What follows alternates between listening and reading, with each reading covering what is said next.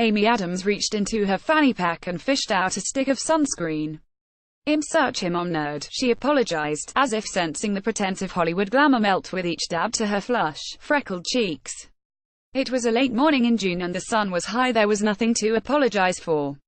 But she is congenitally polite and, as she stared up at the storied Art Deco observatory in Griffith Park here, on an 1,100-foot summit of Mount Hollywood, maybe a tiny bit self-conscious. The hike had been her idea. A brisk climb punctuated by postcard views of Los Angeles landmarks, the Hollywood sign, the Santa Monica Mountains, the gauzy downtown skyline. Growing up in Colorado as one of 7 children, hiking had been a family ritual, her parents' way of getting her and her siblings to burn off energy without busting through the walls of the budget. But because of an unlikely chain of recent events that, she explained, began with a run-in with her childhood ballet teacher and ended with an overeager return to the horizontal bar, she had suffered an old lady injury. Which meant that she hadn't exercised in a while. Which meant that, even a few dozen yards into a hike with someone whom she just met, she'd already felt herself running short of breath. Between the panting and the fanny pack, Adams, a 5-time Oscar-nominated actress at 43, had begun to wonder what she must look like. "I feel like I don't know if disappoint is the right word," she said, zipping away the sunscreen. She was wearing dark, printed leggings, a black gift shop ball cap with her signature strawberry tresses pulled through it and a black t-shirt that read, in big cutesy letters, "Better in real life. But whenever people meet me they're always like, 'Really, that's who you are?'" She stopped for a moment, then deadpanned the answer that she always thinks but never says, "Yes. It is." She'll star in July in the HBO miniseries Sharp Objects, her first television role since she began starring in features more than a decade ago. The 8-episode arc, based on the controlled burn of a novel by Gillian Flynn, Gone Girl, marks a departure of another sort, too. Adams' performance, as a hard-drinking, self-cutting journalist who returns to her provincial hometown to cover a series of mysterious murders, is among the most desolate and disquieting of her career. "It was a whole other level," she said, comparing the part with other damaged characters SHES played in the past. But she had been attracted to the novel's audacious reframing of the female detective archetype. "I like when you can take genre and turn it into its own thing," she said. "That's something I'm always interested in, trying to defy expectations." The first Amy Adams that came into view was a hungry-eyed Lolita. She was a supporting player in Near Misses from the raunchy, post-Scream teen movie Explosion, the bubbly, ovid sidekick to Kirsten Dunst in Drop Dead Gorgeous 1999 and a debauched social climber in the straight-to-DVD knockoff Cruel Intentions 2 2000. She jokingly called this her naughty girl phase, the awkward early years in 2 abundant decades of evolution in front of the camera. Another phase came in 2006 when she received an Oscar nomination for a big-hearted portrayal of a small-town expectant mother in Junebug. This was what she refers to as the innocence phase, the one seared into collective memory, in which she became one of the most famous and well-liked actresses in America. As Giselle in the subsequent Enchanted 2007, she breathed exuberant life into not only a high-concept revision of Disney princess dogma, but an entire new wave of live-action fairy tale movies.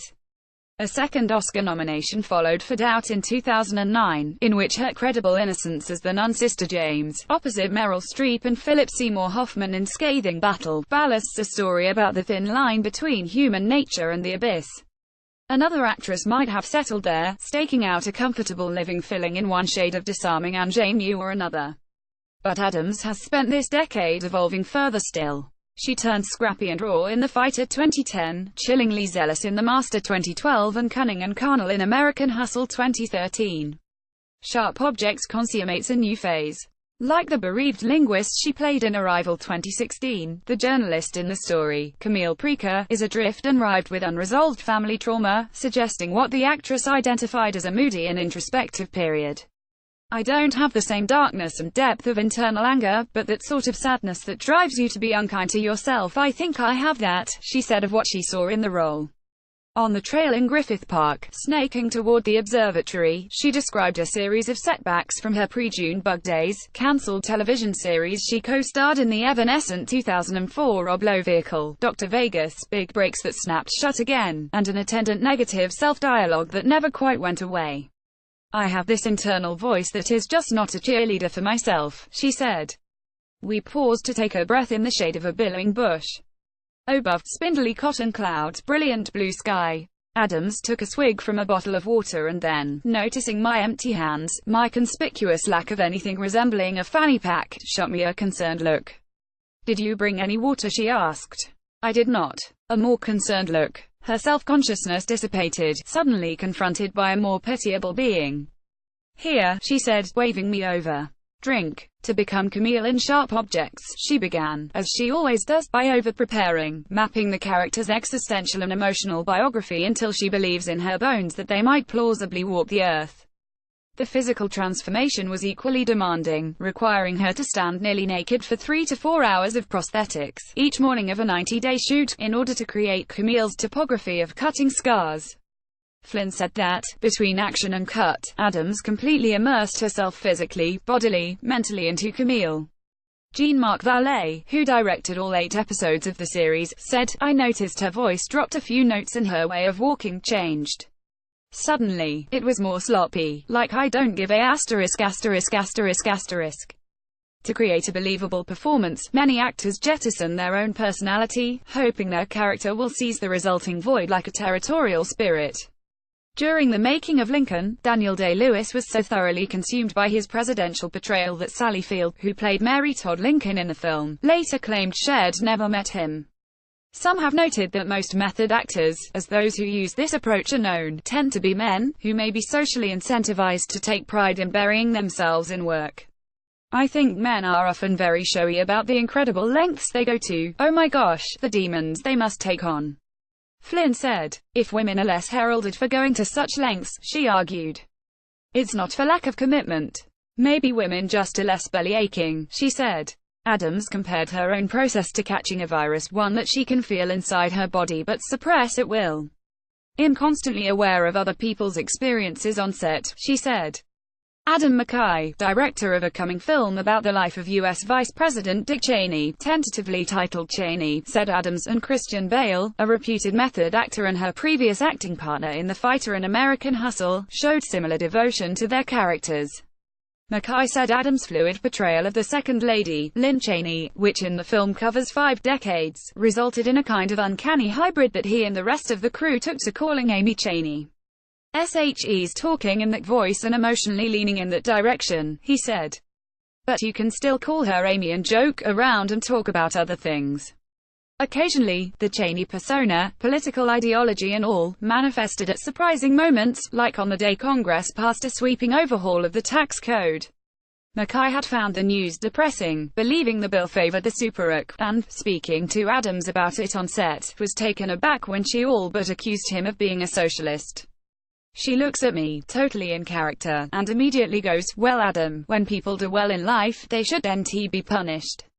At the south-facing summit of the Griffith Park Trail, the Griffith Observatory sits on a manicured plateau from which you can see miles in every direction.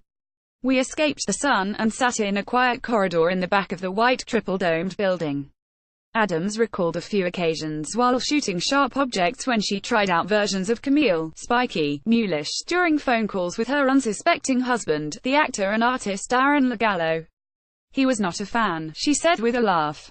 "The two have been together for 16 years, and were engaged after 6, but only got married in 2015. I enjoy other people's weddings, but I never had a wedding fantasy growing up," Adams said. The couple, who have an 8-year-old daughter, Aviana, are miraculously private and largely duck the tabloids.